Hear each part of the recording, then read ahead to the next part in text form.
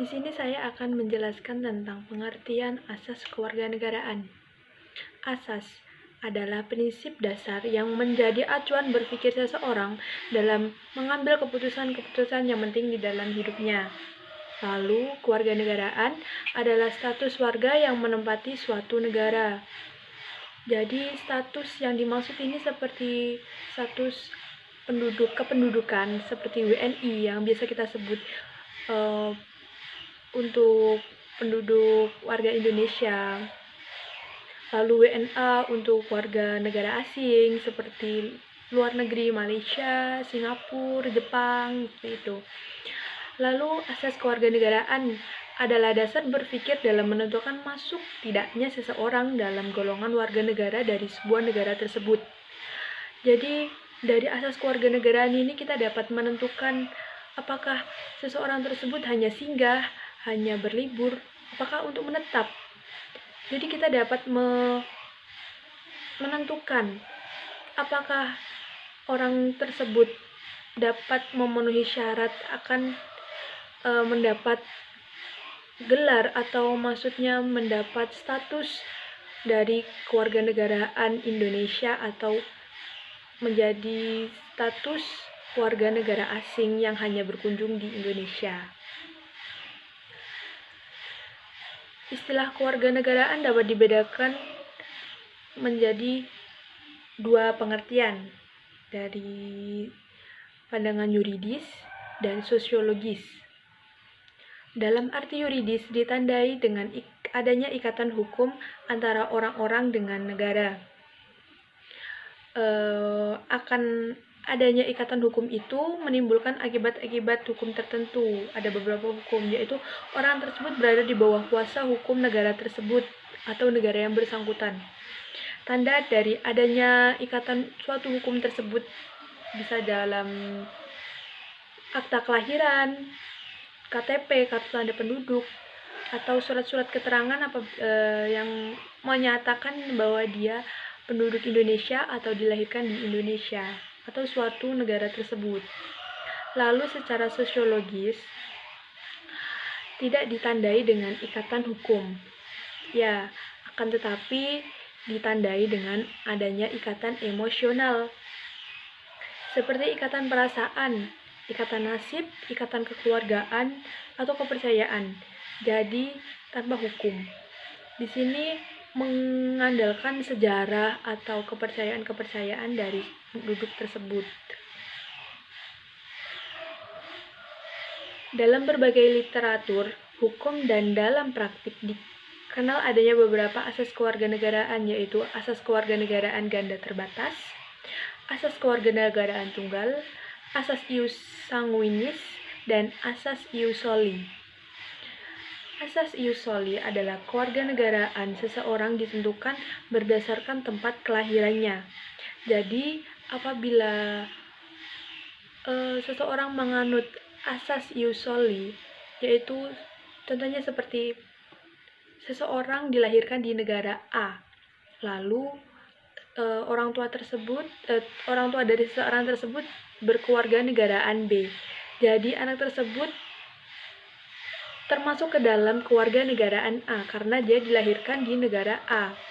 Lalu dalam asas ius sanguinis, kewarganegaraan seseorang tersebut ditentukan berdasarkan pada keturunan orang yang bersangkutan. Jadi ditentukan kepada orang tua yang melahirkan. Seseorang dilahirkan di kota A, tetapi keluarganya atau orang tuanya berkedaulatan, berkewarganegaraan di kota B. Jadi dia termasuk berkewarganegaraan di daerah B, karena orang tuanya adalah berkewarganegaraan B. Yang menganut asas ius soli itu negara Amerika, Kanada, Brazil, dan lain-lain. Yang menganut asas ius sanguinis adalah negara Jepang, Korea Selatan, dan Rusia, dan masih banyak lagi. Lalu asas tunggal adalah asas yang memastikan bahwa setiap negara seperti Indonesia tidak boleh mempunyai dua kewarganegaraan. Jadi, apabila anak tersebut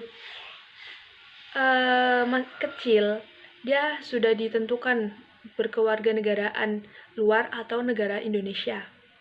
Asas kewarganegaraan ganda terbatas adalah asas yang menentukan kewarganegaraan ganda bagi anak-anak sesuai undang-undang yang berlaku. Jadi, di usia 18 tahun, itu sesuai undang-undang, mereka bisa menentukan kewarganegaraannya, mau menjadi kewarganegaraan Indonesia atau luar Indonesia, menjadi warga negara asing. Sedangkan Indonesia sendiri menganut asas kewarganegaraan ius sanguinis. Ius sanguinis adalah status kewarganegaraan yang diberikan kepada seseorang berdasarkan tempat tinggalnya. Dan ius soli yaitu status kewarganegaraan yang diberikan kepada seseorang berdasarkan status kewarganegaraan ayah atau ibunya. Dengan alasan UUD nomor 12 tahun 2006, anak yang lahir di wilayah negara Republik Indonesia yang pada waktu lahir tidak jelas status kewarganegaraan ayah dan ibunya. Anak yang baru lahir yang ditemukan di wilayah negara Republik Indonesia selama ayah dan ibunya tidak diketahui. Anak yang lahir di wilayah negara Republik Indonesia apabila ayah dan ibunya tidak memiliki kewarganegaraan atau tidak ketahui keberadaannya. Anak yang dilahirkan di luar wilayah Republik Indonesia dan ayah dan ibu WNI yang karena ketentuan dan negara tempat anak tersebut dilahirkan memberikan kewarganegaraan kepada anak yang bersangkutan. Permasalahan saat menentukan kewarganegaraan seseorang yaitu 1. Apatride. Apatride yaitu adanya seorang anak atau penduduk yang sama sekali tidak memiliki kewarganegaraan. 2. Bipatride. Bipatride yaitu adanya seorang anak atau penduduk yang memiliki dua macam kewarganegaraan sekaligus atau bisa disebut kewarganegaraan rangkap. Setiap warga negara dapat dengan sendirinya mengalami kehilangan status kewarganegaraannya karena yang pertama, memperoleh kewarganegaraan lain atas kemauannya sendiri. Yang kedua, warga negara Indonesia dinyatakan hilang kewarganegaraannya oleh Presiden atas permohonannya sendiri apabila yang bersangkutan sudah berusia 18 tahun atau sudah kawin, bertempat tinggal di luar negeri, dan dengan dinyatakan hilang kewarganegaraan Republik Indonesia tidak menjadi tanpa kewarganegaraan. Cara mendapat status kewarganegaraan Indonesia. Naturalisasi biasa ialah seseorang yang ingin memperoleh atau mengganti status kewarganegaraannya, maka ia harus secara aktif menempuh tindakan-tindakan hukum tertentu. Ada sejumlah persyaratan yang harus dipenuhi, yaitu pertama, pemohon harus sudah berusia 18 tahun atau sudah kawin.